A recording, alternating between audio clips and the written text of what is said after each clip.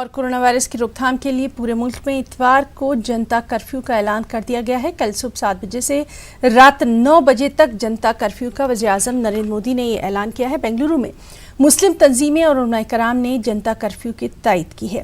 جمعیت العلماء ہند کرناٹک کے نائب صدر ڈاکٹر مولانا شمیم سالک نے اپیل کی ہے کہ اتوار کے دن لوگ اپنے گھروں میں ہی رہیں اور کورونا وائرس کے خاتمے کے لیے خاص دعاؤں کا اہتمام کریں۔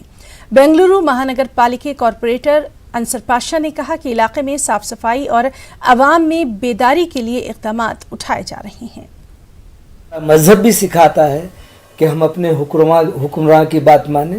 ہمارے وزیر اعظم نے جو بات کی ہے کہ سنڈے کے دن جنتا کرفیو نافذ ہوگا تو ہم لوگ بغیر ضرورت کے روڈوں پہ نہ جائیں، بھیڑ کی جگہ نہ جائیں۔ اگر ضرورت ہو تو وزیر اعظم نے کہا کہ جا سکتے، مجبوری ہے، لیکن احتیاطی تدابیر کے اعتبار سے اس بیماریوں کو متعدی پھیلنے اور پھیلاؤ کے حساب سے ہمیں بچ کر رہنا چاہیے۔ لہٰذا سنڈے کے دن ہم وزیر اعظم کی بات پورے ہندوستان کے بچے مان رہے ہیں اور تمام لوگ اس پہ عمل کریں گے۔ یہ وائرس جو ہے ابھی کس کو بھی آ کے رہتا ہے، اس کو چھینے سے وائرس ہوتا ہے۔ احتیاط برتنا چاہیے، بس پاکی کا خیال رکھنا چاہیے، احتیاط برتنا چاہیے۔ یہ حکومت جو ہے ہمارے لیے ہی یہ کر رہی ہے سب کچھ، کوئی ان کا ذاتی مسئلہ تو نہیں ہے نا۔